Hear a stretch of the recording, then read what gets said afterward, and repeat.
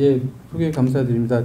제가 그 보험위원회, 학회 보험위원회를 하고 있는데, 저희 과에서 RTMS가 공식적 비급여가 돼 있는 거는 정말 굉장히 중요한 일이고, 제가 말씀드릴 내용은 이제 Accelerated RTMS라고 해서 아까 소개 받으셔서 알겠지만 요즘에 2주였던 것이 기본 3주가 됐거든요. 미국에서는 4주 하는 경우도 많다고 하고요. 그래서 3주나 4주를 매일 병원에 와라. 그러면 환자들이 그건 좀 어렵겠는데요. 회사 다녀야 되고 해야 못 되고. 그래서 특히 이제 자살 위험성이 높고 이런 사람들은 입원 치료하면서 초기에 집중적으로 2, 3일에 확 RTMS를 많이 주면 어떨까 하는 생각을 하고 있던 차에 이제 외국에서 논문도 나오고 그래서 제가 2012년에 연구비를 받아서 2013년까지 진행을 하고 이제 곧 논문으로 투고하려고 준비하고 있는 내용을 좀 말씀드리겠습니다. 그래서 뭐 그때 당시에 이제 이 연구비를 딸 때 우리나라가 자살률 1위이기 때문에 치료를 잘해야 되는데 특히 난치성 우울증, 재발성 우울증 환자들이 자살 위험성이 높다. 이런 재발성 우울증이 결국은 프리프론탈 콜텍스에서 이 무드 레귤레이션 하는 네거티브 이모션이 올라오는 걸 레귤레이션 해주는 프리프론탈 펑션이 떨어지는 것이 가장 문제이기 때문에 프리프론탈 콜텍스의 펑션을 높여주는 것이 우울증 치료에서 되게 중요하다라는 걸 얘기하면서 기존의 ECT의 한 방법에서 DBS와 VNS라는 이런 이제 브레인 직접 스티뮬레이션 하는 것이 있고 인다이렉트하게 하지만 굉장히 넌 인베이시브하고 효율적인 RTMS가 있다라는 걸 이제 얘기를 했던 겁니다. 그래서 RTMS의 원리는 아까 말씀해 주신 것처럼 이 코일에다 전기를 흘려주면 자기장이 수직 방향으로 형성되면서 스컬을 지나서 결국 브레인 콜텍스에 다시 전류가 형성이 되면서 브레인 안에서 전기가 발생하니까 그것이 스티뮬레이션 이펙트를 줄 수 있는데 더 좋은 것은 1Hz 때는 이니비션, 20Hz를 주면 액티베이션, 이렇게 브레인을 이니비션 시키고 싶으면 이니비션 시킬 수도 있고 액티베이션 시키고 싶으면 액티베이션 시킬 수도 있다는 겁니다. 그래서 근데 코텍스만 자극해도 다 좋아지느냐? 전체 서킷이 같이 활성화되면서 서브코티컬 스트럭처의 액티베이션이 같이 일어나고 서킷 전체가 건강한 방향으로 회복될 수 있기 때문에 도움이 될 수 있다라고 하는 겁니다. 그래서 요즘에 얘기되는 메커니즘은 이제 뭐 시네틱 플라스티시티를 변화시킨다라는 얘기를 하고 있고요. 어디를 자극할 거냐, 또 얼마나 자극할 거냐, 몇 번 자극할 거냐 이런 것들을 잘 의사가 그 브레인의 작동 원리를 잘 이해한 의사가 치료 계획을 잡아야 되는 거기 때문에 이것이 다른 사람이 할 수 없는 것이고 의사들이 해야만 하는 것이고 또 정신과의 브레인 뉴로 펑셔널 아나토미를 잘 이해하고 있는 정신과 의사가 해야 되는 것이라고 저희가 계속 주장할 수 있는 근거가 되는 겁니다.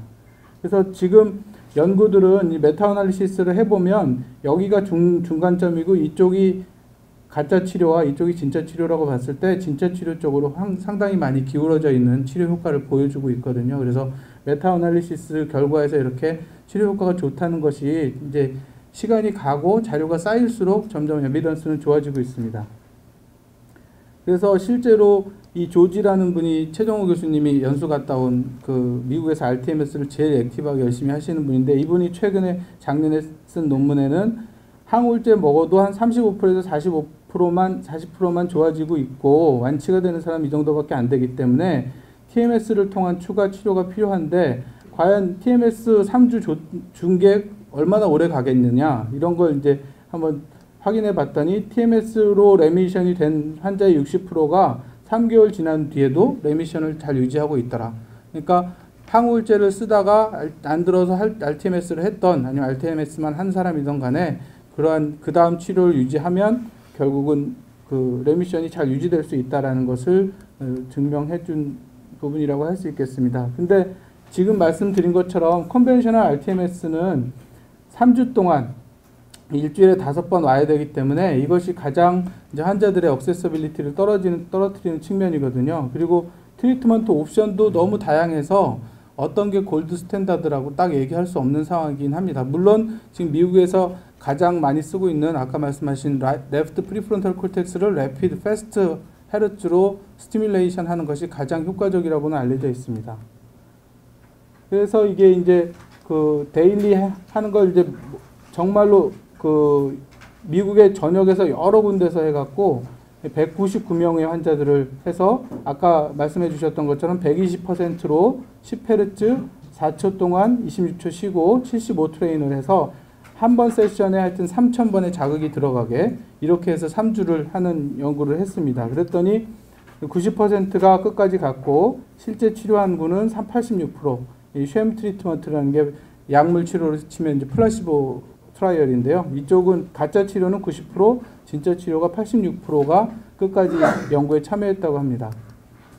그 결과 이제 마드르스나 햄디, IDS 같은 스케일에서 베이스라인에 비해서 RTMS 후에는 이게 뚜렷한 차이를 보이고 CGI 결과도 큰 차이를 보였다고 합니다.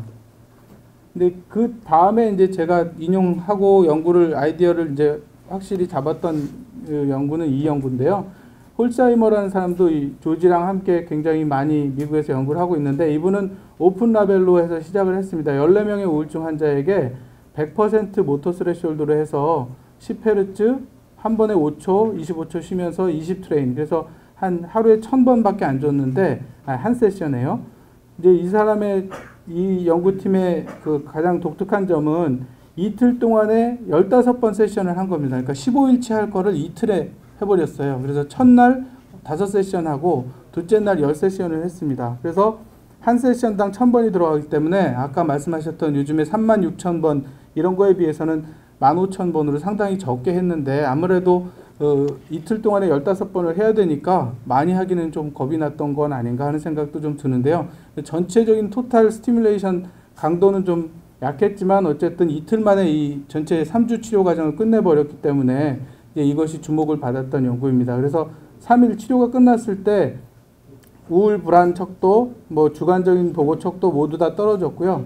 이 하얗게 올라간 선은 이제 뉴로 사이콜로지컬 테스트를 통해서 뉴로 코그니티브 펑션을 봤는데 3일째도 조금 좋아졌는데 6주 때 팔로우업 해보니까 베이스라인에 비해서는 확실히 통계적으로 유의한 차이를 보이면서 코그니티브 펑션이 좋아졌다. 이런 보고를 했고 그렇게 이틀 동안에 15번의 세션을 진행해도 시전은 나타나지 않았다. 그리고 추가로 완치가 된 사람들이 30%, 반응을 보였던 사람이 36%였다. 그렇게 해서 이제 치료 효과가 이틀 만에 이런 좋은 효과를 보였다라는 것을 이제 보고하였습니다. 그래서 엑셀러레이티드 RTMS가 그 뒤로도 좀 나오고 있더라고요. 그래서 요거는 2013년에 베이큰 등이 이제 보고한 건데 인텐시브 하이 프리퀀시 RTMS라고 해서 이거는 20명한테 했는데 20Hz로 2초 가까이 줬고 10초 쉬고 다시 해서 그 세션당 40트레인을 진행했고 하루에 5세션을 했습니다. 그리고 4일을 하니까 아까 20세션을 한 거죠. 이걸 했더니 총 들어간 자극의 양은 31,200번인데 이제 쉔 컨트롤드로 해서 이거는 이제 위약 대조를 했기 때문에 좀 더 사이언티픽 에비던스가 높다고 할 수 있겠습니다. 그렇게 했을 때 플라시보 레스폰스가 있는 것 같다.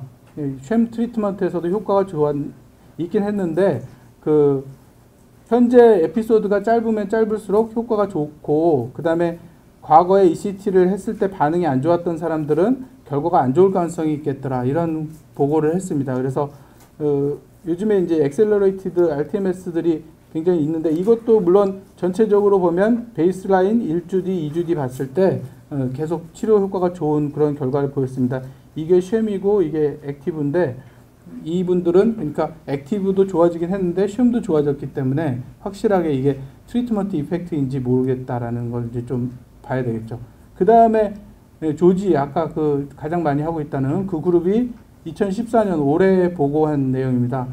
두 군데에서 역시 3일짜리로 해서 하이도즈 레프트 프리프론탈 RTMS를 했는데 하이도즈, 엑셀러레이티드, 하이 프리퀀시 다 같은 게 결국은 압축해서 하는 겁니다. 이분들은 3일 동안에 9세션을 했는데 액티브와 쉔 컨트롤들을 1대1로 했고 120% 모터 스레시홀드 10Hz 한 트레인에 5초, 10초 쉬고 그러니까 15초밖에 안 걸리기 때문에 1분 동안에 4트레인을 진행할 수 있습니다. 그래서 그걸 갖고 세션당 30분을 했으니까 한 1200 트레인을 한 거죠. 120 트레인을 했죠. 그래서 굉장히 많이 줬습니다. 이때는 54,000번의 스티뮬라이가 3일 동안에 들어가는데 41명이 참여를 했고 여기는 이제 디프레션 환자가 아니었습니다. 수이사이드 크라이시스에 있는 PTSD 환자, 마일드 TBI나 보스 이 두 가지 컨디션을 같이 갖고 있는 환자들을 베테랑 하스피탈에서 했거든요. 그래서 보훈병원에서 이제 자살 위험성이 높은 사람들을 대상으로 입원 환자를 대상으로 한 것 같습니다. 그래서 자살 위기 때 입원을 시켜서 베이스라인 측정을 하고 RTMS를 3일 동안에 집중적으로 치료를 하고 그 다음에 퇴원을 시키고 그 다음에 3주마다 팔로우업을 했고 그 3개월, 6개월에 팔로우업을 하는 그런 디자인으로 했습니다. 해봤더니 이게 그 수이사이드 아이디에이션인데 그것이 이렇게 좋아지는 효과가 쉐임이 좋아지는 것과 RTMS가 좋아지는 걸 보면 결국은 그 초반에 좀 빨리 좋아지는 경향을 보이고 있고 그 RTMS나 쉐임이나 같이 좋아지는 경향은 있습니다. 그리고 이제 이거를 그 세션마다 비교를 해봤을 때도 이렇게 점점 내려가는 경향을 관찰을 할 수 있었고요.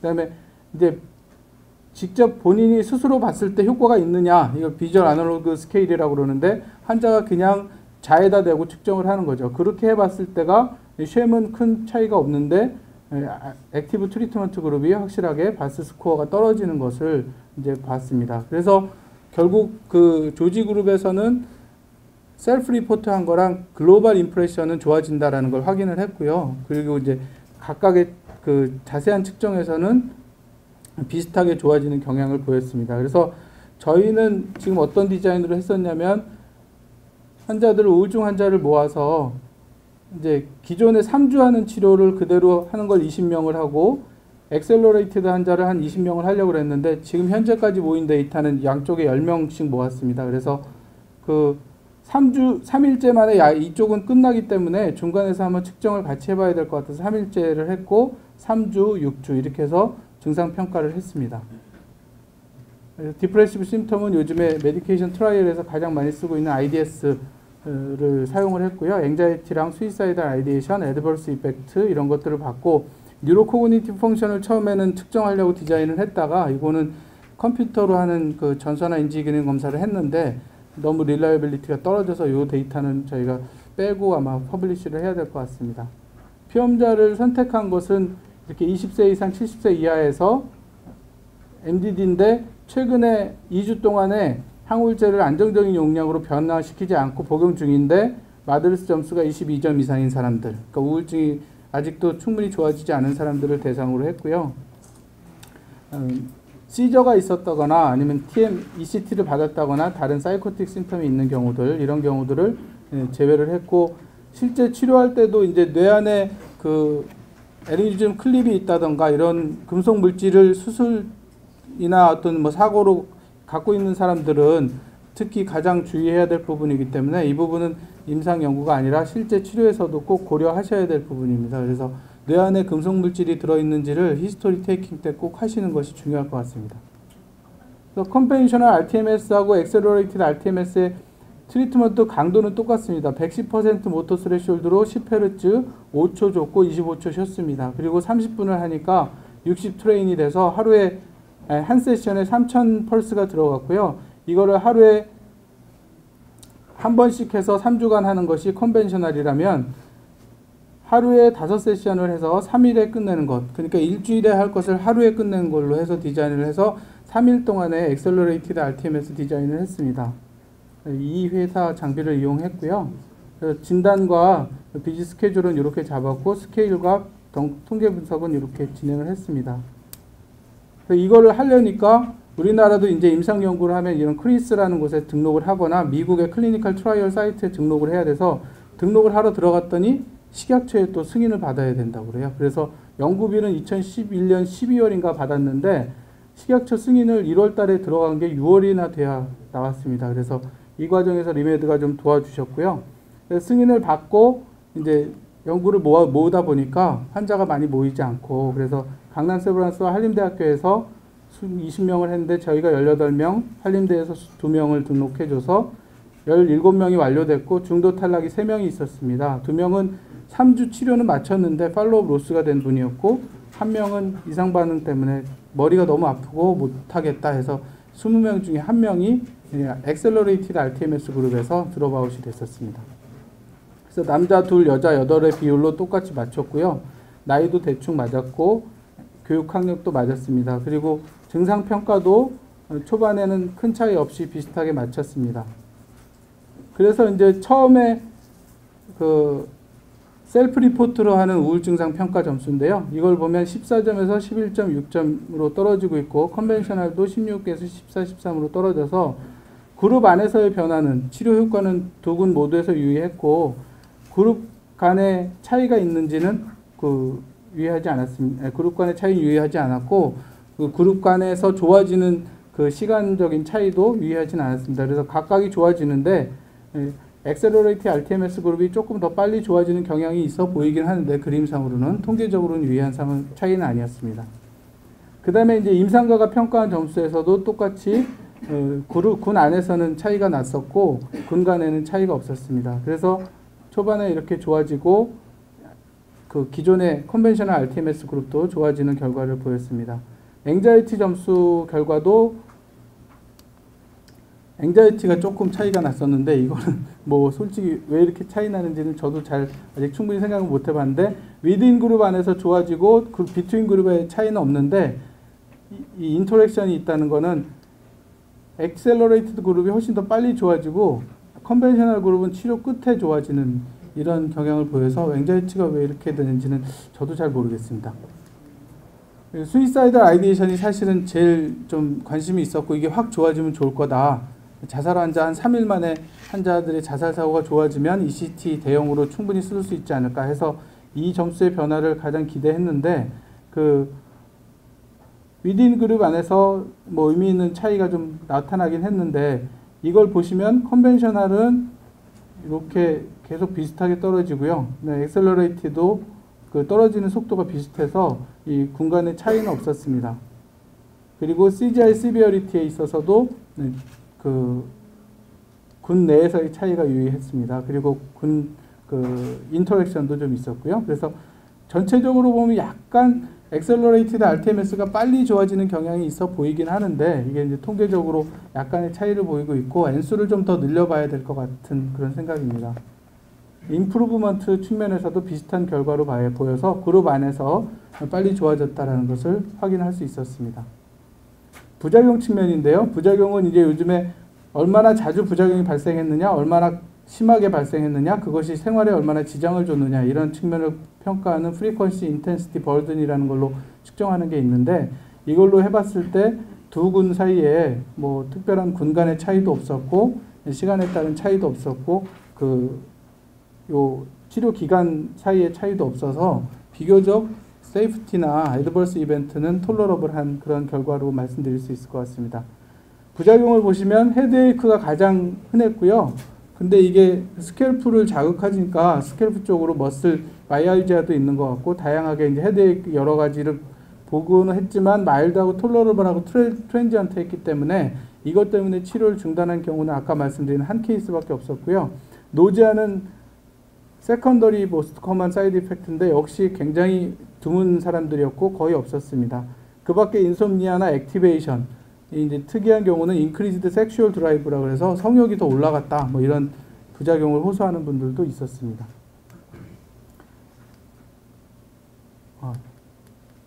그래서 엑셀러레이트 RTMS로는 우리나라에서 처음 해본 시도이고 이제 잘 정리를 해서 제 생각에는 1차 프리리미너리 파인딩으로 보고를 하고 조금 더 인원을 늘려서 정식 좀 더 높은 저널에다 보고를 하려고 그렇게 생각하고 있고 에피커시나 세이프티 측면에서도 상당히 3일 만에 그렇게 집중적으로 해도 안전하더라라는 것을 확인할 수 있었던 연구였습니다. 아직 환자 수가 너무 작고요. 그 다음에 뉴로코그니티브 펑션이 제대로 잘 안 됐다라는 것이 좀 문제가 있습니다. 그래서 조금 더 디자인을 해서 한다면 이런 부분을 좀 잘 보완하면 좋을 것 같습니다. 기존의 RTMS에 비해서 엑셀러레이티드 RTMS가 뭐 비슷한 수준의 효과는 보일 수 있고 좀 더 많은 인원을 해봐야 되겠다라는 내용으로 컨클루전을 했습니다. 네, 이상입니다.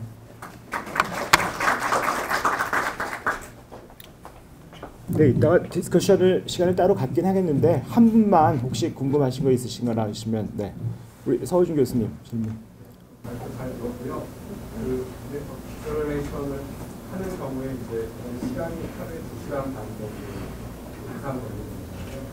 근데 제가 옛날에 경험했던 거 보면 이제 로컬리제이션 자체가 30분 유지하는 것도 굉장히 많이 어려웠던 부분이고요. 환자분이 그 시간에 앉아있는 정도하고 그때 느껴지는 통증에 대한 굉장히 힘든 정도하고 로컬리제이션에서 변경되는 그런 부분에 대해서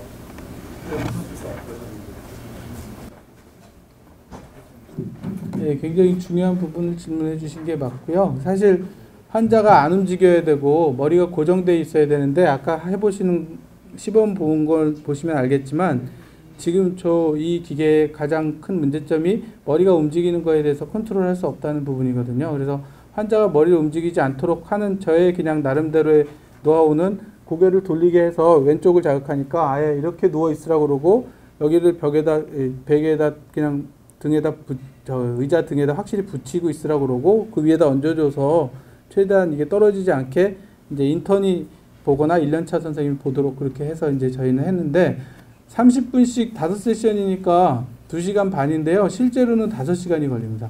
30분 하고 30분 쉽니다. 그래서 30분 하고 30분 쉬었다가 다시 30분 하고 해서 그 5세션을 했지 아마 2시간 반을 환자가 계속 뭐가 안 움직이고 있으라고 그러면 더 힘들어 했을 거기 때문에 저거를 그 30분 이제 쉬었다가 또 하고 이랬기 때문에 거의 1년차 한 선생님이 그 제 파트에서 저거를 전담하면서 환자 저거 하나 생기면 평일날 잘 못하니까 금토일에 몰아서 한다던가 뭐 이런 식으로 해가지고 했기 때문에 실제로는 치료자 한 명이 전적으로 매달려야 되는 그런 좀 단점이 있고요. 그래서 그런 측면은 고려하면서 하셔야 될 겁니다. 네, 감사합니다. 더 추가 질문이나 의견이 있으시면 어차피 세 분 연자 끝난 다음에 다시 디스커션 좀 갖도록 하겠습니다.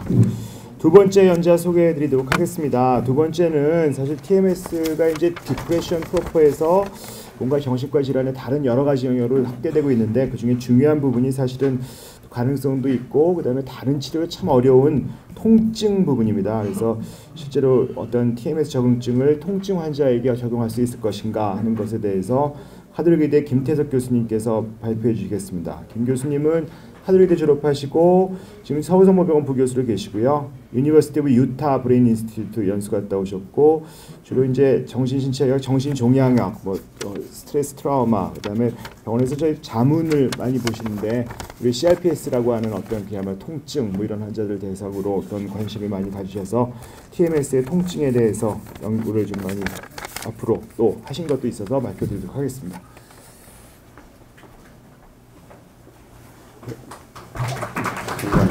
감사합니다.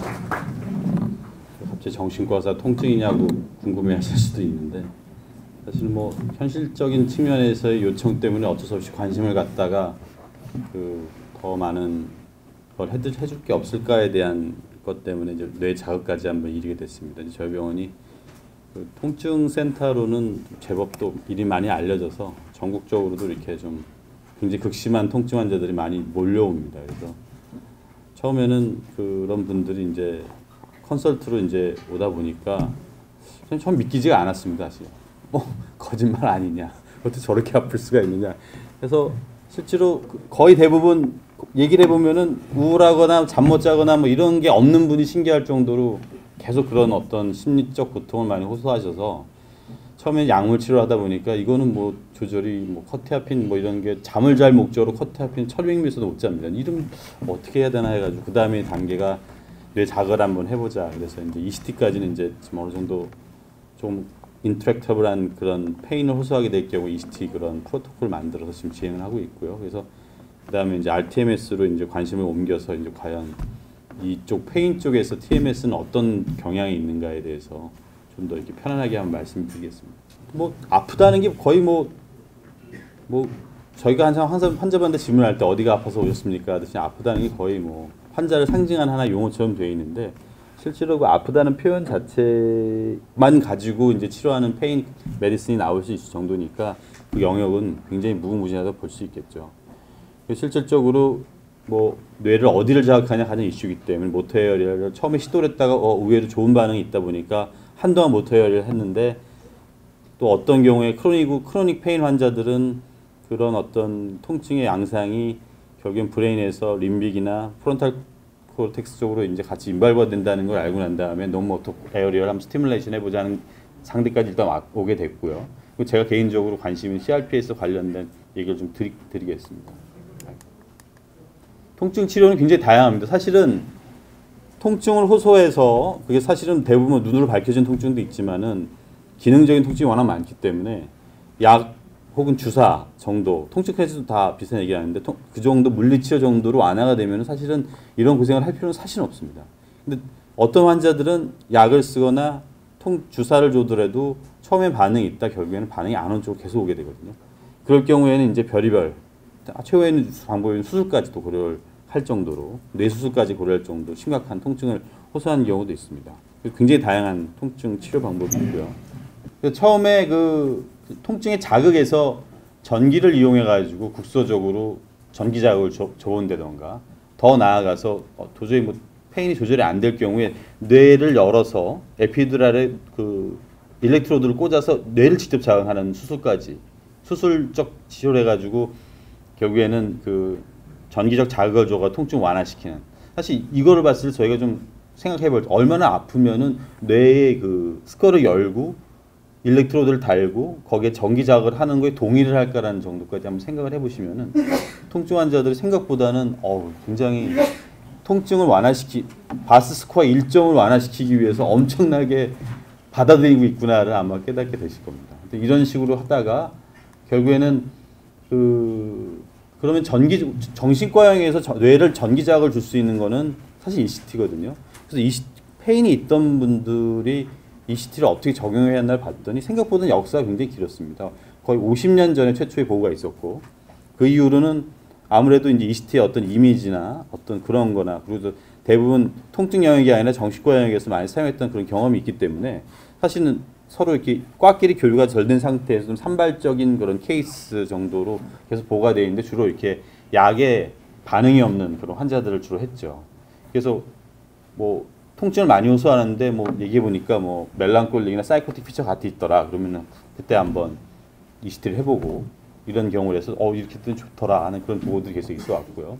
그 대신 뭐 퍼스널리티 플러블이라든가 페인 자체의 그 네이처가 좀 비정의적인다든가 아니면은 뭐 오피오이드 에딕션 워낙 그 오피오이드 계열을 약을 많이 쓰니 거기에 에딕션이 되는 환자거나 어떤 특별한 세컨더리 개인이 있거나 이런 환자들은 뭐 ECT에 반응이 없더라는 정도까지의 어떤 컨센서스가 어느 정도 이루어진 상태라고 볼 수 있겠습니다. 실질적으로 페인에 대해서 TMS 타겟은 페인을 느꼈을 때 뉴로 이미징의 결과에 따라서 예를 들면은 세레브랄 블러드 플로우가 어디에서 많이 활성화되어 있나를 본 영역을 사실은 다 잠재적인 타겟이 될 수 있는 겁니다. 그래서 프라이머리, 세컨더리, 스마트 센소리 코텍스, 그리고 파리에탈 로브 쪽, 그리고 인슐라, 그 프론탈 쪽 이런 식으로 살라무스 더 깊숙한 부위의 영역까지 전부 다 자극이 있는데 사실 TMS 특성상 우리가 여기 부위에서도 이제 적용할 수 있는 부위가 이제 많이 제한이 되겠죠. 특히 깊숙한 곳에는 좀 더 어려울 테니까요. 잠재적인 그 타겟은 이렇게 있을 수 있다고 얘기를 하고 결국에는 어디를 장소를 잡아서 어느 정도의 프리퀀시를 해서 또 얼마나 해줘야 되고 그리고 모터 스트레스홀드를 몇 퍼센트 정도를 해줘야 되냐 그게 가장 중요한 기준이 되겠고 이 기준을 여러 가지 방법을 동원해 가지고 환자분에 적용을 시키고 그래서 이제 했는데 생각보다는 아까 나중에 보여드리겠지만 많은 시도들이 있어 왔습니다 실제로. 그래서 초기에 이제 RTMS의 모델 자체는 저희가 그 모터 코르텍스 스티뮬레이션이라는 좀 저 신경외과나 이런 쪽 같이 연결해서 하는 많은 그 통증 완화하는 요법이 있는데 그게 첫 번째 모델링이 돼서 첫 번째는 주로 이렇게 모터 코르텍스 쪽을 먼저 시작을 했던 연구들이 시작이 됐었습니다. 그래서 첫 번째 케이스 레포트가 1995년도에 일본에서 시행이 됐는데 CNS 어떤 병변이 생긴 이유는 도저히 페인 컨트롤이 안 되는 약으로 소용없는 환자들을 실제로 일렉트로드를 작용한다 자극이 없어 보니까 거기를 중심으로 해서 TMS 한번 탁 쳐본 겁니다. 그랬더니 한 환자는 전혀 반응이 없었는데 한 환자가 좀 나아졌네요라는 바스 스코어 30% 정도 증상을 호소한 걸 케이스 레포트 보고함으로써 TMS도 페인에 약에 듣지 않는 통증에 반응이 있을 수 있겠구나라는 게 이제 95년도에 나오기 시작을 했습니다. 그래서 이제 그때 이제 모토코르텍스에 처음에는 이제 이거를 그 1헤르츠 주느냐, 뭐 10헤르츠 주느냐, 슬로우나 레피드냐 이런 식으로 가지고 공방이 있다가 지금 거의 슬로우 쪽은 거의 이제 사장이 됐고 이제 래피드 쪽으로 가고 있고요. 그다음에 이제 논 모터 코르텍스 어딜 자극하냐 쪽으로 이제 좀 더 관심이 옮겨가고 있는 것이라고 옮겨가고 있다고 보시면 되겠습니다.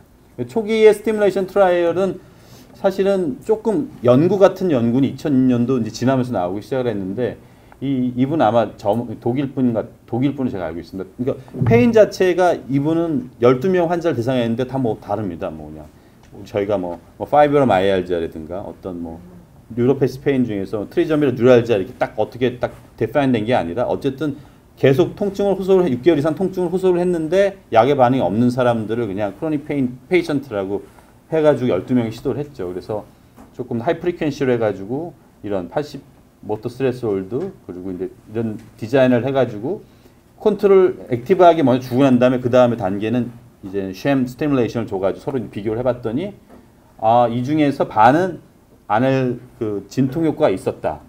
근데 이제 액티브하고 샴하고는 사실은 유의한 차이가 없다는 거는 플라시보 효과가 아닐까에 대한 또 시사라는 반응이 있었는데 어쨌든 치료적인 반응을 처음으로 보고를 했던 그러한 케이스였고요.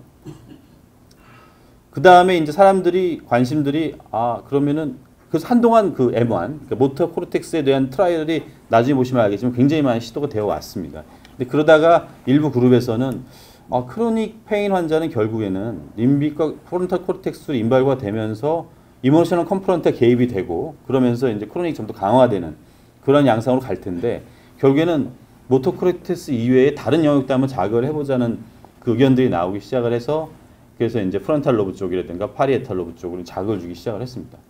그래서 이거는 이제 정상인을 대상으로 해서 그 피부의 그 손등에다가 CO2 레이저 자극을 주고 그리고 자극 타임과 스티뮬레이션 타이밍을 이렇게 저기 보시면은 50ms, 150ms, 250ms, 350ms 페어링을 주고 난 다음에 뇌 여러 영역을 다 스티뮬을 해본 겁니다. 정상인을 대상으로요. 그랬더니 결과적으로 당연히 스마트 센소리는 150에서 200ms 페어링 줬을 때 진통 효과가 있었는데 메디알 프론탈 로브에서 50에서 100ms 때 진통 효과 딱 있는 걸 발견한 내인 이후에 이것이 결국에는 크로닉 페인의 이모셔널 컴포넌트를 담당하는 부분에 같이 영향을 내니까 이쪽을 한번 자극을 해볼 수 있겠다는 그런 첫 번째 그 일종의 뭐 이상이라 보면 이상이라면 이상일까 이렇게 정상인을 대상으로 가능성을 타진을 해본 거죠.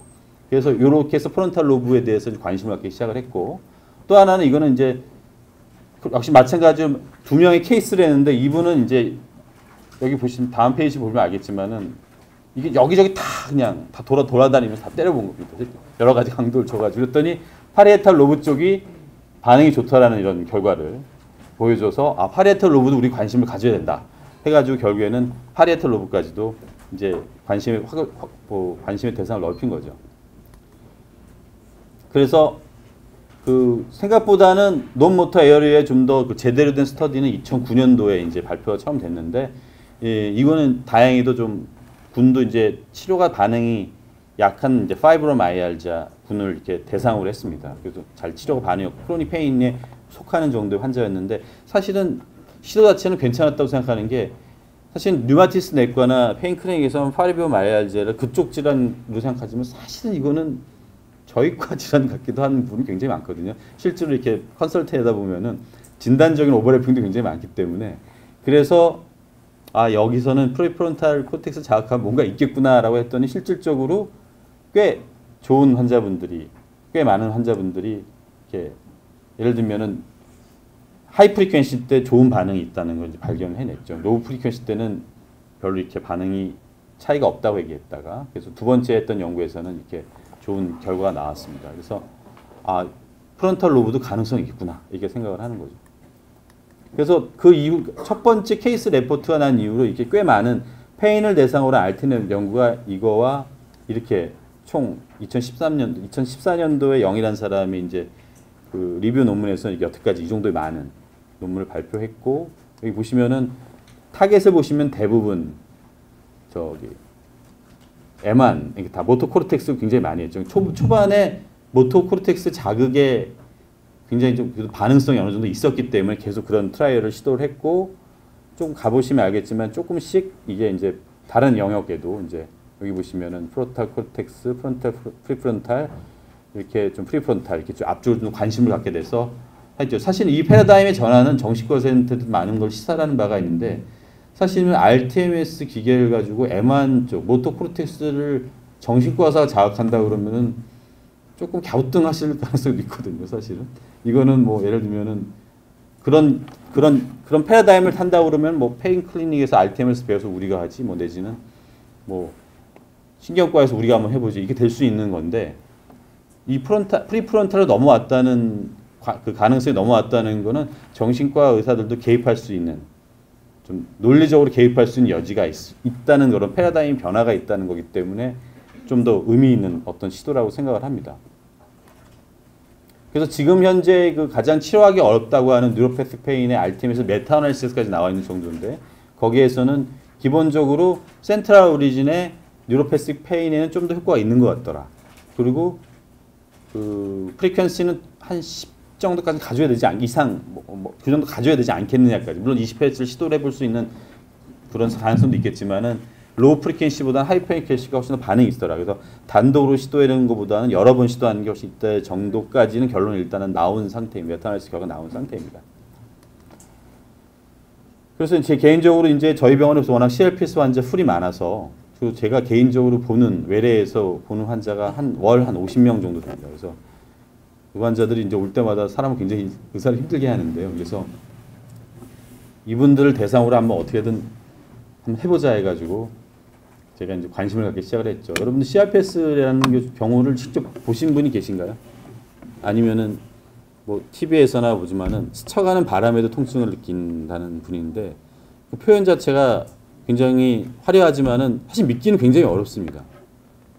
그래서 사실은 이게 이제 희귀 난치성 질환으로 제가 볼 때는 페인을 호소하시는 분에서 가장 극심을 한 통증을 호소하시는 분들인데 이게 확진이 되면은 희귀 난치성 질환을 해가지고 상당히 많은 의료 비용에서 혜택을 보게 되죠. 물론 그 과정 자체 굉장히 어렵습니다. 진단 확진하기 어려운데 이 환자가 그 일단 페인은 기본적으로 해서 그 모터 센소리 그리고 오토노미 그리고 그 머리카락이 빠진다던가 이런 식의 모든 변화들이 다 올 정도의 어떤 통증을 느끼는데 여성분들이 더 3배 이상 많고 어떤 뭔가 아주 굉장히 마일드한 트라우마에서부터 출발이 돼서 전혀 예측치 못한 상태에서 페인이 자리 잡고 그때부터 별거 아니라고 느끼면서 페인이 점점 퍼져나가면서 결국에는 심한 경우에는 그 반대쪽까지 넘어가는 그래서 전신성으로 번지게 되는 그래서 상당히 많은 환자가 자살을 하는 그런 병입니다. 실제로. 그래서 외래를 다니다 어느 순간 외래가 안 왔으면은 의사 선생님들은 이분 자살했을 거라고 생각합니다. 그렇게 이제 워낙 극심한 페인인데요. 그래서 그런 분들이 자꾸 정신과에 오다 보니까 뭔가 도움이 되지 않을까 해서 페인을 조절해보는 의미에서 이제 브레인 스티뮬레이션 전략들을 시작을 했습니다. 여기 보시면 알겠지만은 상당히 많은 그 지금 현재 컨펌 다이어노시스 없기 때문에 저 정신과 영역처럼 다이그노스틱 크리테리아가 있어서 여기에 포함돼야 이제 CRPS 진단 내리고 각각의 영역에서 좀 더 객관적인 그러한 증거를 찾으려고. 왜냐하면은 사실은 페인은 주관적인 현상이기 때문에 사실은 아프다고 계속 호소하게 되면 뭐 어떻게 말할 수 있는 게 아니거든요. 근데 이거는 조금 더 객관적인 변화가 일어납니다. 부종이 생긴다던가 온도 변화가 일어난다거나 이런 식으로 좀 더 객관적인 변화. 그래서 확진을 위해서 그 통증학과 선생님들은 확진 하는 그런 과정 중에 혹시 해서 스킨 체인지가 있으면 바로 사진을 찍어서 가져오라고 합니다. 그 정도로 조금 더 객관화하는 그런 노력들을 하고 있고요. 실질적으로 나중에 제가 사진을 보여드리겠지만은 부종이나 어떤 스킨 체인지가 심하게 결국에 따라서 털이 다 빠진다던가 이런 식의 왜 이런 변화가 일어나지라는 현상들이 실제로 일어나게 되죠. 그래서 여기 보시면은 초기에는 이렇게 부종들이 생기는 경우까지도 차이가 있고 결국에는 이런 상황이 지속이 되다 보면은 전 디포머티까지 CRP에서 일어나게 되는 정도고 이게 이런 어떤 적어도 뭐 그러니까 형태적인 변화까지 일어나게 됩니다.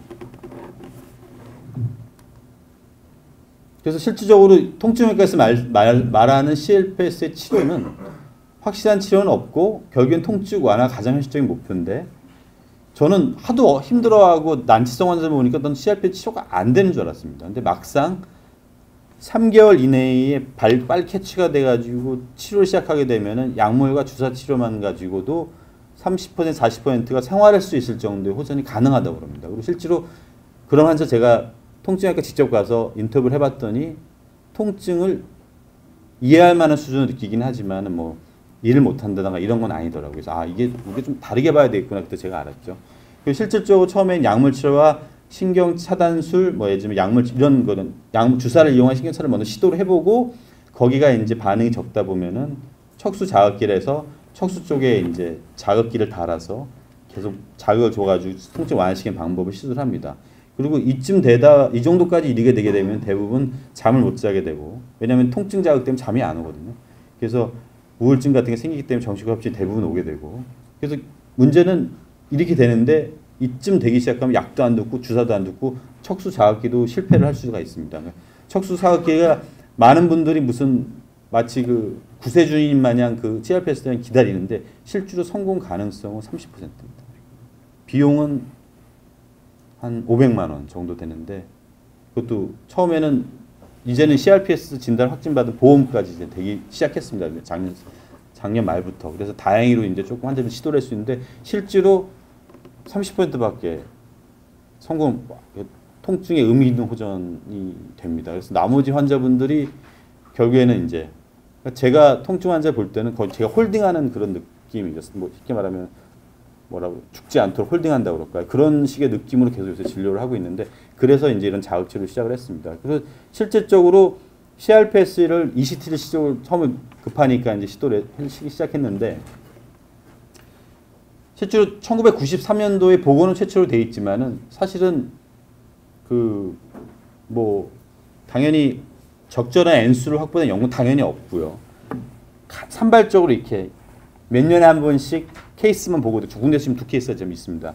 하나는 제주대에서 한번 하셨고 하나는 제가 알기로는 고대에서 제가 한 거로 기억하는데 결과적으로는 굉장히 포지티브한 결과들이 나오게 되기 시작을 했죠. 그래서 어쨌든 뭐 ECT라는 건 정신과에서도 이렇게 좀 가장 강한 이미지가 갖고 있는 치료인데 페인 환자한테 이런 설명을 해서 뇌의 어떤 통증의 어떤 시그널 패스웨이를 변경시켜서 뇌를 한번 전기를 자극해 보겠습니다. 해가지고 설명 쫙 하잖아요. 그러면은 CRP 환자들은 감사합니다. 한번 해보겠습니다. 바로 나옵니다.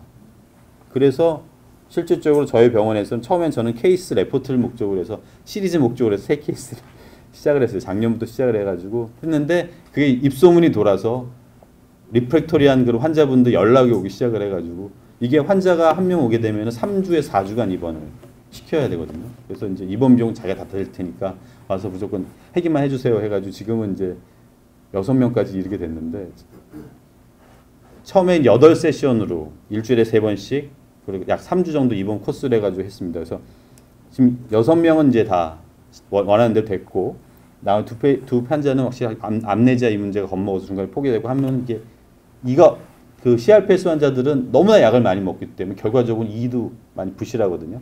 그래서 이가 빠지는 바람에 본인이 안타깝지만은 임플란트하고 다시 오겠습니다. 요즘 오신 환자가 있습니다. 그래서 저희 임상적인 그런 임프레션은 페인은 바스 스코어 한 2에서 4점까지는 약간의 호전이 있습니다. 근데 아니 뭐 그게 무슨 의미가 있을까 하지만은 주관적으로 환자가 느끼는 그 페인의 호소라는 거는 이분이 바스 스코어 1점만 줘도 숙면을 취할 수 있습니다.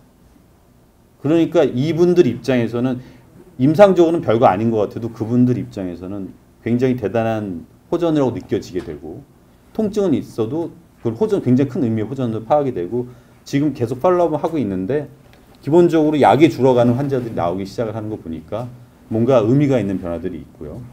더욱이 대부분 디프레션을 느끼는데 디프레션은 확실히 좋아집니다. 그리고 인썸니아도 좋아지고요. 그래서 이거는 치료 장치는 강렬하지만은 그래도 해볼 만한 가치가 있고 대신 단 디프레션 코드를 붙여야 되는 장점이 있죠. 그래서 뇌 자극이 분명히 페인한테 특히 이제 이렇게 CRPS한 극심한 페인한테도 효과가 있을 거라는 그러한 가능성을 지금 타진해보고 있습니다. 그래서 사실은 RTMS의 CRPS에 위한 디자인을 지금 하고 있습니다. 근데 뭐 연구재단에 냈더니 올해 실패를 했는데 다시 보완해서 한번 더 하려고 하고 있는데 실질적으로 있습니다. CRPS 환자를 TMS라는 기록이 2004년도에 2건이 지금 제대로 된 연구가 2건이 있습니다. 근데 모터 에어리어에 자극을 줘서 첫 번째 연구는 48시간 동안에 약을 끊고 했고 싱글 타임을 한 번 딱 한 세션으로 끝냈습니다. 그래서 페인의 인텐시티가 하고 났더니 좀 호전이 됐습니다. 보고가 7명이 있었는데 단 치료 효과는 2시간 이내. 이건 그러면 리피티드로 하면 좀 더 호전이 있지 않을까라는 걸 시사할 수 있는 부분이 있겠죠. 그래서 이게 이런 연구 결과 2004년도에 한번 나왔었고요. 그리고 2010년도에는 좀 더 많은 환자들, 23명의 환자들 되고 이건 이제 약을 유지한 상태에서 애드온으로 그 TMS를 적용을 했습니다. 근데 여기 보시면은 10세션, 이것도 마찬가지로 10세션인데 여기서 보시면 결과를 보시면 알겠지만은 결과적으로 세션을 받는 동안에는 그래도 의미 있는 정도의 차이가 있었는데 호전이 있어서 그리고 이제 아울러 이제 정서적인 상태 좋은 거 와서 이제 MR을 했는데 이제 이런 결과가 나와서 이제 지금 제가 알기로는 저기 클리니컬 트라이얼 스타트에서는 좀 더 많은 환자들을 더 많은 세션을 하는 연구가 지금 하나 보고가 돼 있고요. 다행히도 지금 그 프론탈 로브를 자극하는 그런 연구는 아직 없는 상태입니다. 그래서 그런 걸 디자인해서 지금 준비를 하고 있습니다. 그 정신과 의사가 페인에서의 브레인 스티뮬레이션, 사실 페인은 모든 환자들이 다 모든 환자 임상과에서 다 보고요. 그래서 그 정신과 의사가 개입을 하는 거 어색해할 수도 있는데 사실은 페인 클리닉 입장에서는 정신과 의사 오기를 갈망을 합니다. 왜냐하면 워낙 컨트롤이 안 되는 환자들을 잡을 수 있다는 가능성 때문에. 그리고 실질적으로 저희 통증의학과가 저희 정신과로 자꾸 이렇게 컨설트 많이 보내는 이유는 정신과를 다녀오니까 환자들이 어떤 여러 가지 컴플레인 측면에서도 훨씬 더 자기들이 치료하기 편하다고 느끼는 면이 있기 때문에 많이 보내는 거거든요. 그래서 사실은 저희가 은평 쪽에 새로운 병원을 하나 짓고 있는데 거기에는 정신과 의사를 TO를 신청을 했습니다. 통증센터로. 통증센터에서 해보겠다고. 그래서 이제 그 결과에 저희가 이제 어떻게 될지 모르고 기다리고 있는데 그 정도로 이제 실제로 미국에서는 심리를 담당하는 게 통증 팀 어프로치에서 가장 중요한 핵심이고 어떤 대학병원에서는 이니셜 리셉션 닥터가 정신과 닥터입니다. 정신과 의사 통증 환자의 첫 번째 면담 세션을 합니다. 그러고 나서 이분이 그 어느 페인 선생님한테 보낼지 결정을 합니다. 그런 병원도 있어요. 그러니까 정신과 의사나 심리를 담당하시는 분들이 굉장히 중요시 여기는 거죠.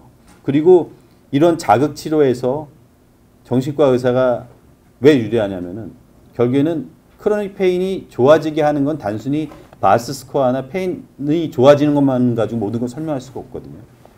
사실은 연구 디자인에서 이모션에 관련된 것이 반드시 들어가야 됩니다. 같은 통증을 느끼셔도 마음이 편하면 덜 느끼는 거를 호소하는 분들이 많기 때문에 그러한 의미에서 연구 디자인할 때도 이런 정신과적인 어떤 그런 개념이 들어가주면은 훨씬 더 경쟁력도 있고 실제로 임상에서도 환자를 평가할 때 그런 측면이 강조되는 것이 훨씬 더 유리한 측면이 있겠죠. 2010년도인가 11년도인가 미국 어메리칸 페인 소사이어티에서 한 세션이 이게 치료가 안 되는 통증 환자들은 결국에는 브레인 스티뮬레이션을 좀 더 강하게 가져야 되겠다.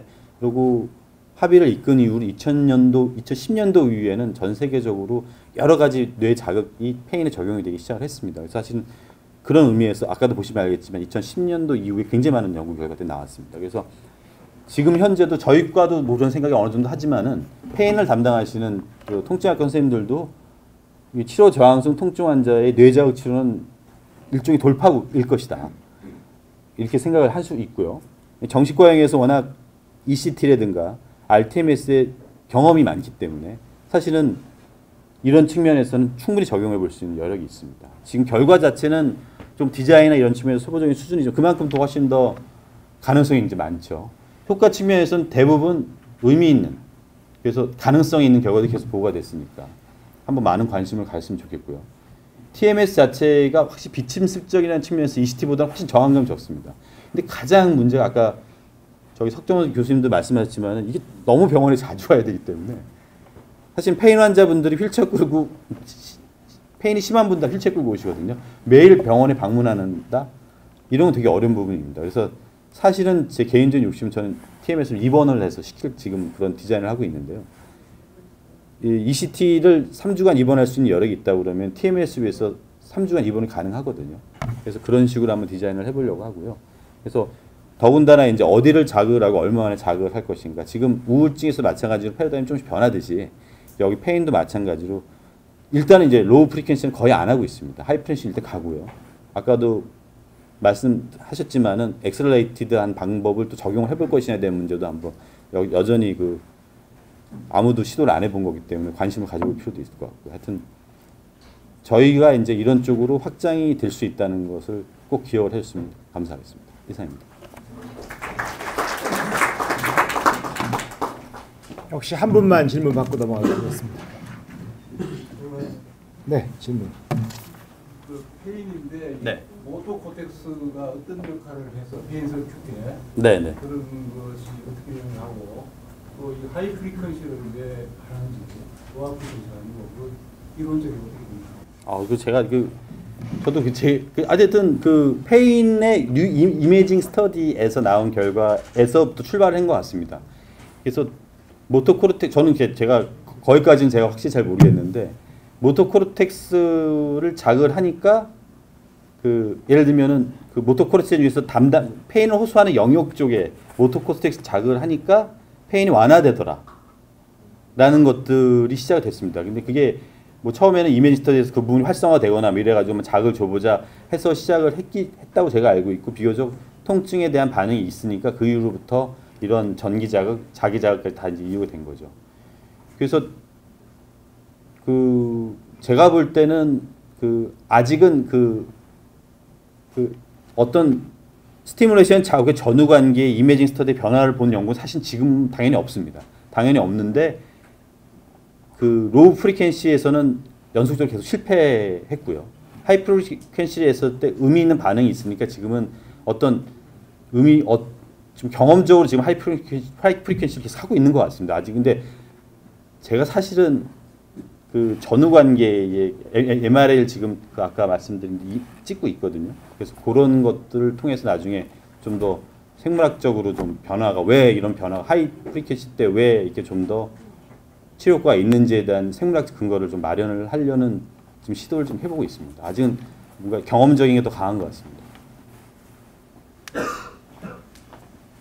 사실 뭐 이론적으로야 퍼라이틀이 가능성이 좀 있었는데 생각보다 데이터가 좋지가 못하고 그다음에 이제 결국은 디프레션도 원래 모터부터 시작이 됐습니다. 뭐 일단 작을 시작하는 거죠. 모든 패러다임 자체는 모터부터 시작을 해서 이제 사실은 이너트한 데까지 쭉 돌아가면서 이제 쫙 한 번씩 해봐야죠. 어떻게 될지는 사실 오른쪽인지 왼쪽인지 뭐 살라믹 게이트 아시다시피 이제 페인은 결국 살라무스에서 올라오는 것들이 쫙 올라가는 것들을 어떻게 할 것이냐인데 결국 이제 아직은 찾아가는 단계고 뭐 어떤 좋은 자료가 사실 없어서 저도 이제 CRPS 정말 힘든 사람 의사 선생님인데 CRPS 돼가지고 정말 죽도록 힘들어하시는 분 하나 했는데 지난주에 이제 TMS 3주 딱 끝났습니다. 근데 지금 기다리는 중인데 어떨지 너무 불쌍한 의사 선생님.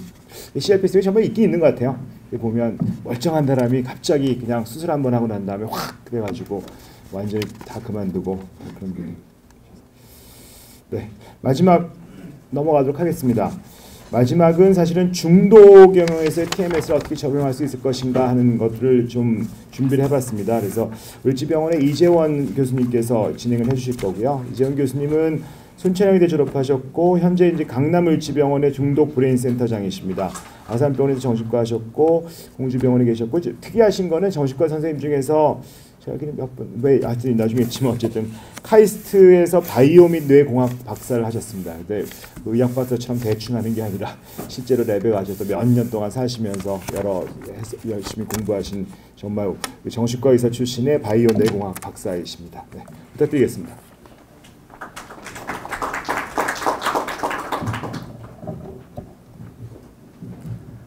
예, 강남을지병원의 이재원입니다. 예, 소개 감사드립니다.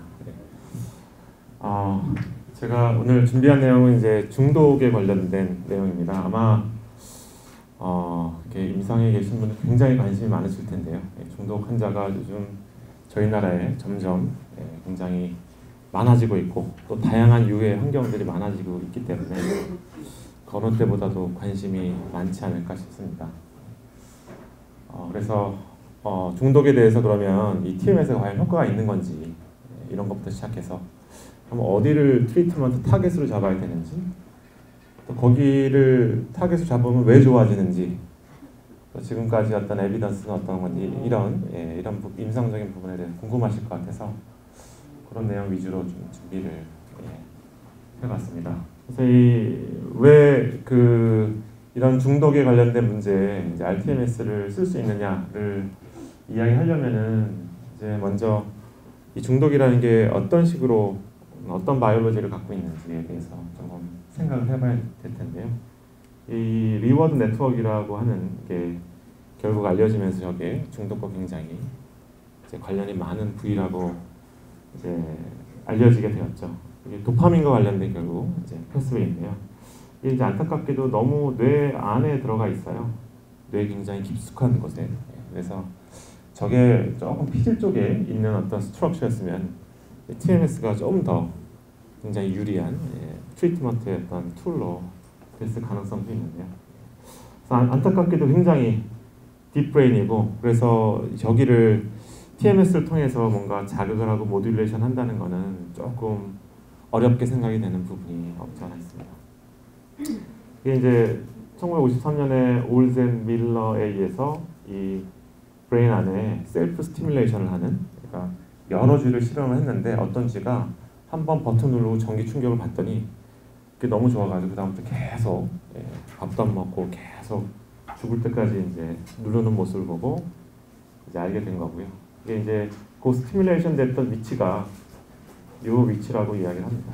그래서 저희가 흔히 잘 알고 있는 이런 리워드 패스웨이와 관련된 곳이고, 이 브레인의 에어리어들은 여러 이제 중독액과 관련된 여러 서브스턴스들이 타겟 위치가 되기도 합니다. 그래서 중독과 매우 관련되어 있는 중요한 브레인 서킷 에어리어죠. 근데 안타깝게도 굉장히 딥브레인 안에 섞여 있어서 이게 바로 브레인 스티뮬레이션으로 뭔가 모듈레이션이 가능한 이런 에어리어는 아닌 게 조금 단점이죠. 그래서 이게 뭔가 리워드, 푸드 리워드가 왔을 때 이렇게 도파민이 요 파이버에서 액티비티가 증가하면서 플레저를 느끼고, 그 다음에 또 그것을 하려고 하는 모티베이션이 생기고, 이렇게 되는 이 브레인 서킷과 관련이 되게 많이 되어 있습니다.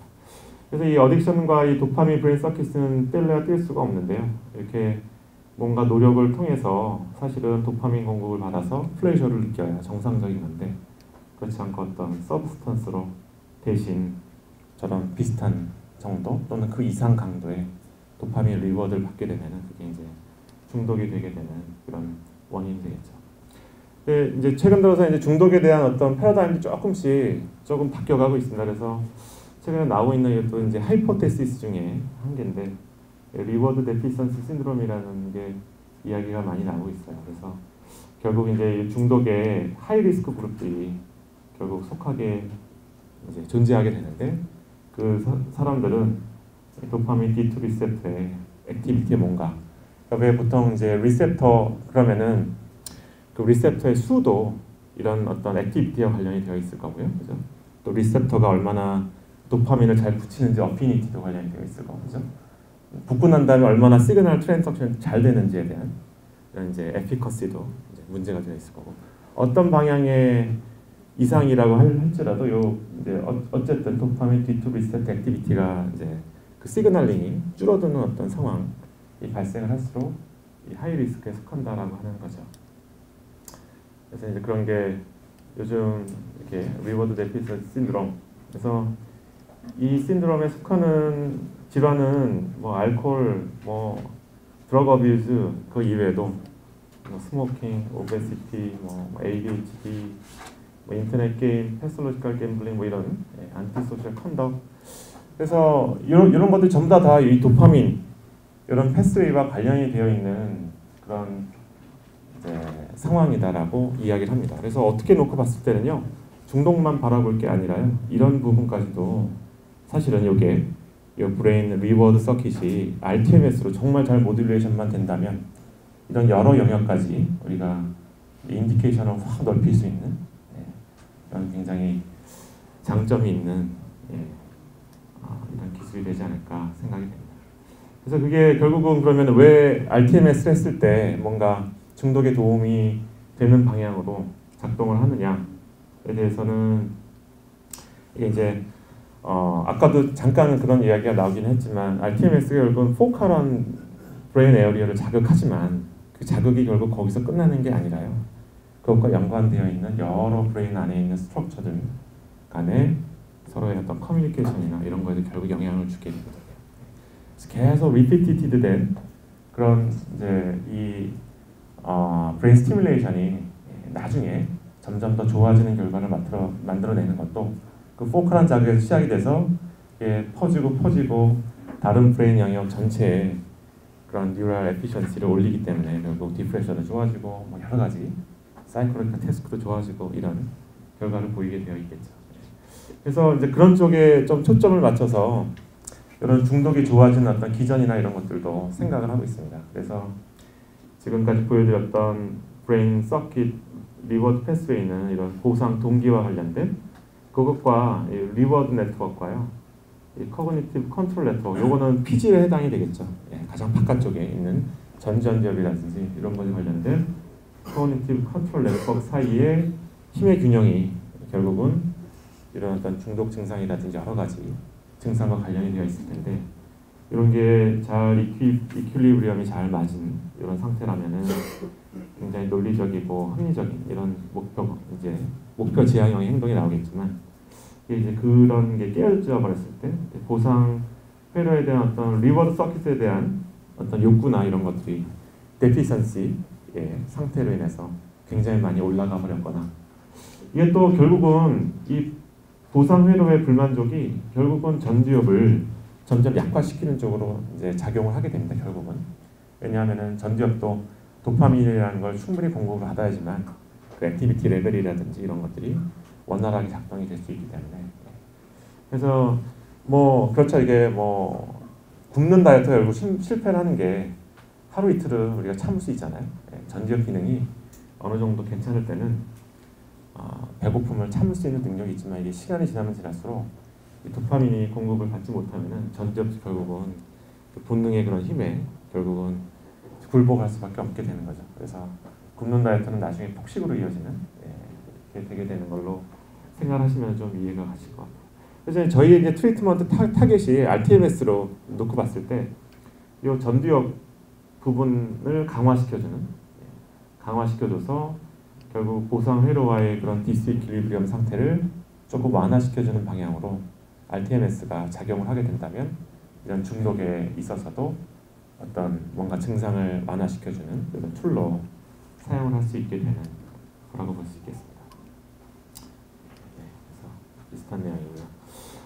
그래서 이 결국 이제 non-invasive brain stimulation 그래서 RTMS, 뭐 TDCS 여러 가지 어떤 기술들이 이야기가 많이 나오고 있는데요. 결국 이제 이거의 장점은 결국은 이제 약물에 비해서 훨씬 많은 여러 가지 어떤 장점을 갖고 있게 되죠. 그래서 제 생각에는 이런 기술들의 어떤 발달 속도가 굉장히 빠르기 때문에 앞으로는 이 메디케이션 이 다음 세대에는 이런 이제 non-invasive brain stimulation 특히 저희 과 같은 경우에는 특히나 더 수술이라든지 이런 걸로 뭔가 치료를 하는 것보다 이제 인베이시브하지 않은 어떤 방법으로 어떤 모듈레이션 하는 방법이 굉장히 유망할 거다 이렇게 생각을 하고 있습니다. 여기 이제 앞부분에 설명드렸기 때문에 넘어가고요. 자, 그럼 이제 본격적으로 RTMS하고 어딕션에 관련된 내용에 대해서 여기 아까도 이제 연구하시면서 계속 얘기가 나왔었는데요. 이제 미국의 clinicaltrials.gov라고 하는 사이트에 여러 가지 임상 연구들이 이제 올라가게 되어 있어요. 그래서 제가 이 슬라이드를 만들 때쯤 한 일주일 전쯤인가요? 그때쯤에 제가 캡처를 한 사진이에요. 그래서 여기에 제가 이제 RTMS라고 입력을 하고 검색을 해봤더니요. 지금 전 세계적으로 357건의 스터디가 진행이 되고 있는 것 같아요. 역시나 이제 미국하고 유럽 쪽이 굉장히 강세를 띠고 있고요. 제가 TDCS에 관련된 것도 이제 얼마 전에 조사를 해봤는데 역시 이제 우리나라나 이렇게 아시아 쪽은 지금 30 정도면은 이제 TDCS 연구에 비해서 훨씬 더 많은 나는 껐습니다. TDCS는 한 4건 정도 아시아 이런 쪽에서 보고가 되고 있더라고요. 이것 중에 에딕션에 관련된 스터디만 제가 쫙 검색을 해봤더니 뭐 알코올 브레이킹 하나 뭐 이렇게 3개 몇 개 그래서 뭐 도합해 봤더니 뭐 한 20몇 건 정도 되는 어떤 전체 지금 RTMS 스터디의 그 357건에 비하면은 굉장히 적은 그러나 이제 가능성을 보고 이런 어떤 스터디들이 계속 진행이 되고 있는 거겠죠. 그래서 아직까지 뭐 인디케이션이나 이런 것들은 없지만 앞으로 향후에 이 에렉션 치료에 뭔가 중요한 역할을 하게 되지 않을까 이렇게 예상을 하고 있습니다. 그래서 이 뭐 하이퍼테시스인데요. RTMS가 어떤 방향으로 이 에렉션을 치료를 할 거냐. 일단은 이제 요런 어떤 그 RTMS를 해서 치료할 수 있는 에비던스로 이 전두엽 쪽에 브레인 스티뮬레이션, RTMS 스티뮬레이션을 가했더니 결국 전두엽의 도파민 레벨이 올라가더라. 그래서 이제 도파민이 이런 에딕션과 굉장히 관련이 깊은 서브스탄스이기 때문에 전두엽 자극하는 것이 뭔가 브레인 리워드 서킷에 영향을 주고 있는 게 아니냐 이런 얘기들이 가장 많이 나오기는 합니다. 자, 그래서 이 전두엽 조절 통제를 이 PJ 부분의 자극을 통해서 이 커그니티브 컨트롤 네트워크를 강화시키는 어떤 이런 치료를 통해서 전두엽 기능을 올려주고요. 또 이 보상회로 동기 욕구와 관련된 부분은 이제 아까도 이제 말씀드렸듯이 전두엽 자극이 글쎄 모르겠어요. 어떤 네트워크 효과로 도파민 어떤 시큐레이션을 올려주는지 이 내용에 대해서는 아직 정확하게 밝혀진 게 없고 전두엽 자극이 도파민을 결국 올리더라라고 하는 그런 이제 결과만 있기 때문에 어떤 메커니즘인지는 아직 잘 이해가 되진 않지만 어쨌든 보상 욕구와 관련된 회로에서 좀 안정시켜서 도파민 시큐레이션이 되게 만들어주는 이 두 가지 어떤 방향으로 작용을 해서요. 결국은 컨트롤 어빌리티가 올라가고 그래서 크레이빙이라든지 얼지가 줄어드는 이런 상태를 만드는 게 아닐까. 그래서 이 에딕션이라고 하는 게 뭐 약물 치료도 그렇잖아요. 이게 굉장히 복잡한 어떤 여러 가지 어프로치가 결국 뭐 모티베이션도 강화시켜줘야 되고 뭐 패밀리도 봐야 되고 밀리우도 봐야 되고 굉장히 다양한 부분의 어프로치가 되는 부분이라 에딕션이라고 하는 부분이 RTMS만 딱 한다고 해서 모든 게 다 해결된다고 보기는 좀 어려워요. 근데 이 약물 치료의 부족한 부분을 조금 더 보완해주거나 조금 더 강화시켜주거나 어떤 이런 부분으로 RTMS의 어떤 역할이 충분히 가능하지 않을까 이렇게 생각을 하고 있습니다. 그래서 이 세라피틱 툴이 될 수 있는 거는 이제 다이렉트 스티뮬레이션 이펙트.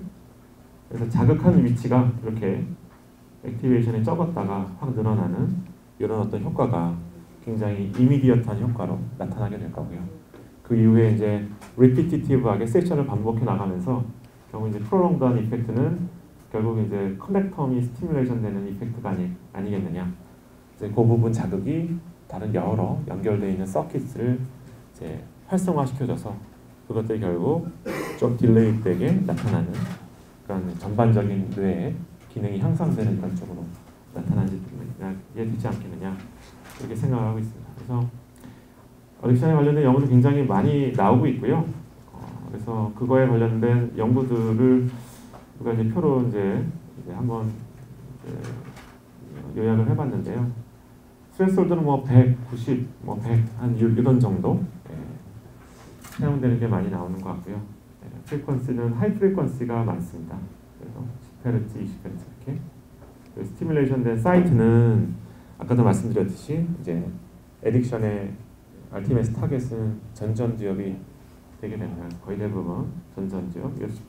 스페리어 프론탈 자이러스고요. M1도 하나가 있고. 사이트는 주로 레프트. 그리고 이제 Q를 주는 경우와 그렇지 않은 경우. 그래서 이게 그 크레이빙을 보통 많이 이 치료 효과를 평가하는 데 많이 쓰기 때문에 그렇습니다. 그래서 어떤 이제 크레이빙이 줄어들었다. 이런 효과가 얼마나 있느냐에 따라서 이게 정말 약물 보통 알코올 치료제 요즘 항갈망제 이렇게 이야기를 많이 하잖아요. 이렇게 갈망 효과를 줄여주는 이런 효과가 얼마나 있느냐를 보통 평가를 하고 있죠. 그래서 타겟은 도소레트럴 프리프론탈 콜텍스가 가장 많고요. 레프트가 가장 많고 모더는 하이 프리퀀시가 가장 많은 것 같습니다.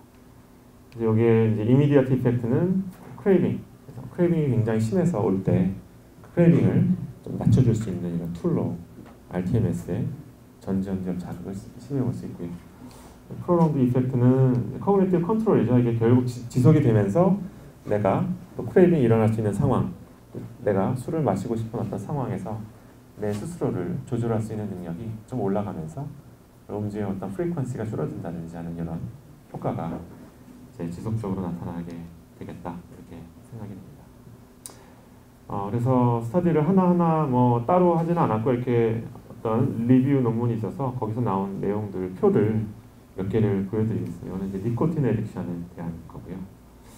니코틴 애딕션도 사실은 이제 저희 나라에 굉장히 많이 정신과에서 필요한 이런 부분이라 한번 봐두시는 것도 굉장히 좋을 것 같습니다. 이것도 역시나 도스라트럴 프리프론탈 콜텍스가 타겟이 됩니다. 대부분 레프트,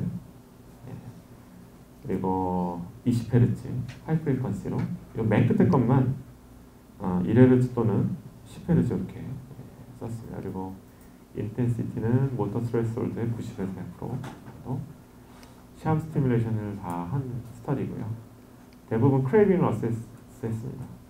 크레이빙이 많이 줄어들었다는 게 주된 메인 파인딩이고요. 알코올 스터디도 여럿이 있고요. 알코올도 역시나 도스라트럴 프리프론탈 콜텍스, 이거 도잘 안티리어 싱글레이트 콜텍스도 있는데요. 이 양쪽 프리프론탈 콜텍스 사이 정도가 되겠죠. 그래서 거의 비슷한 어떤 위치라고 보시면 될 것 같고요. 프리퀀시는 10에서 20Hz, 맨 밑에 거는 1Hz. 여기서도 뭐 110, 90, 110 이런 정도의 모터 스트레스홀드, 그리고 이제 샴 스티뮬레이션 다 해서 크레이빙을 어세스 해봤더니 노 리덕션도 있고요. 큰 효과가 없다라는 노 이펙트도 있고, 이미디어트한 크레이빙이 줄어들었다는 이펙트도 있고, 그래서 이 효과에 대해서는 이렇게 여러 경험들이 계속 좀 쌓여봐야. 자, 이거는 이제 코케인 어딕션입니다. 코케인 어딕션도 도스라트럴 프리프론탈 콜텍스, 그다음에 하이 프리퀀시 100에서 90에서 100의 모터 스트레스홀드. 여기 이제 샴 스티뮬레이션은 이제 없어요. 그리고 이제 크레이빙이라든지 이런 것들을 이제 어세스먼트를 했고요. 그래서 지금 저희 병원에서도 저희 병원이 중독 브레인 센터에서 이제 중독을 주로 보시는 선생님이 한 4분 정도 지금 있으세요. 이제 약물을 주로 보시는 조성남 원장님, 또 알코올 중독 이분희 교수님, 또 이제 도박 중독의 이름 갑자기 예, 최상욱 선생님, 그리고 제가 이제 국립공주병원부터 이제 인터넷 중독 이런 이제 클리닉을 해서 이렇게 비헤비어럴 어딕션 2명, 이제 드러그 어딕션 2명. 그래서 저희 병원에서는 갬블링 어딕션에서도 좀 사용하고 있고요. 그리고 저도 이제 인터넷 중독 위해서 이제 원하는 사람이 있으면 사용하고 있고, 지금 사실은 제일 많은 케이스가 지금 진행이 되고 있는 거는 그 약물 환자들이에요. 약물 환자들. 근데 이 약물 환자분들을 좀 어떻게 잘해서 뭔가 좋은 레포트를 냈으면 좋겠는데, 이런 분들이 굉장히 약물 내용도 굉장히 다양하고, 어떤 이렇게 뭔가 시스테마타이즈되게 뭔가 이렇게 정보를 얻을 수 있으면은 굉장히 귀중한 정보가 될 것 같은데, 아직 그런 세팅이 저희가 이제 만들어가고 있긴 한데 조금 부실해서 아직까지는 그냥 개개인별로 치료를 시행을 하고 효과가 얼마나 있었는지를 그냥 이제 주관적으로 물어보고 판단하는 이런 수준으로 이제 되어 있어서 조금 아쉽긴 합니다. 저 같은 경우에는 이게 뭔가 이 트리트먼트 레스폰스를 보는 어떤 툴이 굉장히 중요하다고 생각합니다. 이런 게 있어야 결국은 RTMS 시술을 열심히 잘한 다음에도 환자분도 본인의 상태가 그냥 느낌으로 내가 좀 나아졌구나 이렇게 느끼는 게 아니라 실제적으로 얼마나 뭐가 달라졌는지를 확인할 수 있는 이런 어떤 검사. 그래서 이런 검사로 제가 뭐 뇌파 쪽을 주로 공부를 하기도 했고, 그래서 뇌파로 미리 이제 어떤 상태를 측정을 해놓고요. 그 팔로우업을 한 뭐 3개월에서 6개월 후에 다시 한번 뇌파를 측정해서 비교를 해보는 이런 식의 과정을 지금 계속 해나가고 있어요. 이거는 옛날에 제가 이제 봤던 뭐 비헤비어럴 프로블럼이 좀 많이 있는 약간 멘탈 리타데이션이 있는 25살 남자였는데요. 사람은 하이 프리퀀시로 20Hz 요 기계 가지고 사용을 했습니다. 레프트 도스로라테럴 프리프론탈 콜텍스에 20세션을 딱 했어요. 이제 2009년도에 이제 처음에 병원에 왔을 때 측정했던 뇌파가 이렇게 델타파라는 게 굉장히 많이. 그러니까 흔히 이제 병원에서 검사해 보면 왜 슬로잉이 많아졌다라고 하는, 왜 브레인이 이상이 있을 때 슬로잉이 많아졌다라는 그런 레포트가 굉장히 많잖아요. 그런 슬로잉이 좀 많아지는 이런 뇌파 패턴을 보였는데요. 이거를 한 20세션 하고 난 다음에 8월달에 다 측정해 보니까 그런 정도가 많이 좀 완화가 되면서 비헤비어럴 프로블럼도 많이 좀 좋아졌어요. 그래서 이런 식으로 뇌파를 이제 활용을 해서 뭔가 당신의 어떤 상태가 얼마나 좋아졌습니다라고 하는 것을 보여주면은 굉장히 임상적으로도 많이 도움이 되고 환자도 이런 치료에 대해서 신뢰감을 더 갖게 되고 또 이 컴플라이언스도 굉장히 좋아지는 것 같아요. 만족감뿐만 아니라 컴플라이언스, 또 보호자들이 굉장히 더 좋아해요. 그래서 이제 인터넷 어딕션 같은 경우도 거의 입원을 하면은 거의 뇌파는 측정을 합니다. 이 친구 같은 경우도 공주병원에 있을 때 치료를 했던 그런 친구인데요. 19살짜리 인터넷 어딕션. 그래서 아까 먼저 케이스는 약을 안 썼던 경우고요. 약은 안 쓰고 그냥 RTMS 단독으로만 했던 경우고, 이 친구는 이제 좀 증상이 심해서 약을 사용을 하긴 했습니다. 근데 RTMS를 동시에 했고요. 여기 이제 입원했을 때, 이게 2개월 뒤에 퇴원할 때 굉장히 많이 세타파나 델타파라는 게 많이 줄어든 모습을 보였고요. 이거 같은 경우에는 이 TMS만 가지고 좋아졌다고 얘기하기는 조금 어려운 이런 경우이기도 해요. 약을 이제 동시에 같이 쓰기는 썼으니까요.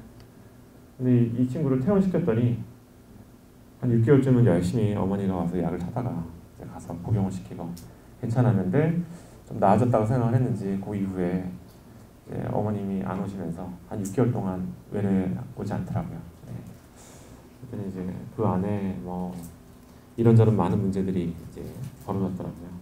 그 다음에 병원에 이제 내원했을 때 다시 이렇게 델타 세타파가 많이 줄어들어서 좋아졌던 게 다시 조금씩 올라가기 시작을 하는 이런 모습을 보였었습니다. 그래서 이런 어떤 상태에 대한 어떤 평가, 그래서 제 생각에는 아직 뭐 RTMS에 대한 논문을 샴 이런 어떤 문제도 있고, 그래서 이렇게 뇌파의 어떤 변화에 대한 어떤 트라이얼을 제가 해보지는 못했어요. 지금 이 병원에 와서 세팅을 열심히 하고 있는데 아직까지 임상 의료기기 이제 그 연구가 가능한 병원 등록을 못 받아가지고, 그래서 이제 이런 세팅에 조금 아쉬움이 있긴 한데요. 이런 것들을 앞으로 좀 연구를 통해서 뭔가 TMS 이펙트를 과학적으로 뭔가 평가하고 디시전 내릴 수 있는 툴이 있으면은 굉장히 좋겠다, 이런 생각을 계속 하고 있습니다. 그래서 저는 이 non-invasive brain stimulation에 대해서는 앞으로 에딕션 부분에 굉장히 프로미싱하다, 굉장히 도움이 많이 될 거다, 이렇게 생각을 하고요. 이것뿐만 아니라 아까 말씀드렸던 리워드 데피션시 신드롬의 그런 어떤 심텀들을 줄여주는데 이 RTMS가 굉장히 도움이 되지 않겠느냐, 이렇게 생각을 하고 있고, 결국 이제 방법은 하이 프리퀀시 RTMS를 도스라테럴 프리프론탈 콜텍스에 사용하는 게 지금 에비던스도 그렇고 어떤 이제 메커니즘 상으로도 가장 좋을 것 같다. 이제 다양한 비헤비어럴 어딕션의 트라이얼을 해볼 예정이고요. 그리고 이제 이런 정량 뇌파와 같은 어떤 툴로 어떤 이제 좋아지는 어떤 것들을 좀 저희가 정량적으로 평가를 할 수 있는 시스템이 만들어진다면은 이게 정신과 내에서 뭔가 의학적인 프랙티스로 이렇게 만들어진다면은 훨씬 더 좋을 것 같다.